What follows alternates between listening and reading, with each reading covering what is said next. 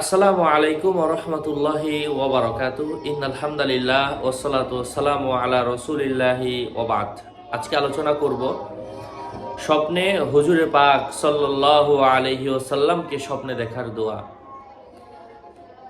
কোন আয়াত পড়লে, কোন আমল করলে রাসূল পাক সাল্লাল্লাহু আলাইহি ওয়াসাল্লামকে স্বপ্নে দেখা যায়? আলোচনা বুঝতে সাথেই থাকবেন। যারা এখনো চ্যানেলটি সাবস্ক্রাইব করেননি, সাবস্ক্রাইব করতে ভুলবেন না। তো কথা দীর্ঘায়িত না করে মূল আলোচনা শুরু করছি। হুজুরে পাক সাল্লাল্লাহু আলাইহি ওয়াসাল্লামকে স্বপ্নে দর্শনের মাধ্যমে সৌভাগ্যশীল কোনো ব্যক্তি হতে চাইলে আপনাকে একটা শুক্রবার থেকে তার পরবর্তী এক জুমা থেকে আরেক জুমা পর্যন্ত এই আমলটা আপনাকে করতে হবে।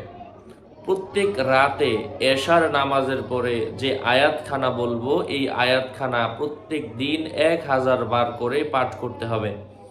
আল্লাহ পাকের রহমে এই সপ্তাহের মধ্যে অথবা পরের সপ্তাহের মধ্যে আল্লাহ সুবহানাহু ওয়া তাআলা তাকে রাসূল পাক সাল্লাল্লাহু আলাইহি ওয়াসাল্লামের দর্শন তার স্বপ্নে দিবেন ইনশাআল্লাহ। তবে অবশ্যই আপনাকে সুন্নতের ইহতিমাম করতে হবে, সুন্নতের পাবন্দি করতে হবে, হালাল খাবার খেতে হবে, নামাজ, রোজা, হজ, যাকাত এগুলো তো কন্টিনিউ রাখতেই হবে। সবসময় পবিত্র হতে হবে, রাতের বেলা ওযু করে ঘুমাতে হবে এবং ঘুমানোর দোয়া পড়তে হবে এবং বেশি বেশি পরিমাণের দুরূদ শরীফ পড়তে হবে সারা জীবনই। আপনি হঠাৎ করে একবার আমল করবেন আর দেখে ফেলবেন, অত সহজ না।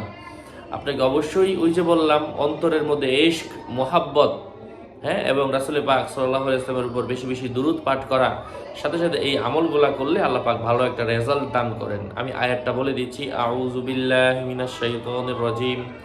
বিসমিল্লাহির রহমানির রহিম। ফাল্লাযীনা আমানু বিহি ওয়া আযযারুহু ওয়া নাসারুহু ওয়াত্তাবাউন নূরাল্লাযী উনজিলা মা'আহু উলাইকা হুমুল মুফলিহুন।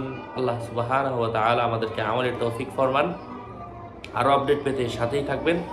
আপনাদের মঙ্গল এবং দীর্ঘায়ু কামনা করে এখানে শেষ করছি। দেখা হবে অন্য কোনো এপিসোডে। আগামী এপিসোড আসার আগ পর্যন্ত সুস্থ থাকবেন। আর আমি প্রত্যেক ভিডিওতেই বলি, ভেরিফাই চ্যানেলের ডিসক্রিপশন বক্সে ক্লিক করলেই পেজ এবং আইডি আসবে। এটা ছাড়া আলাদা অন্য কোনো পেজ নেই, আইডি নেই। নাম ছবি দেখে বিভ্রান্ত হওয়া যাবে না। আসসালামু আলাইকুম ওয়া রাহমাতুল্লাহি ওয়া বারাকাতুহু।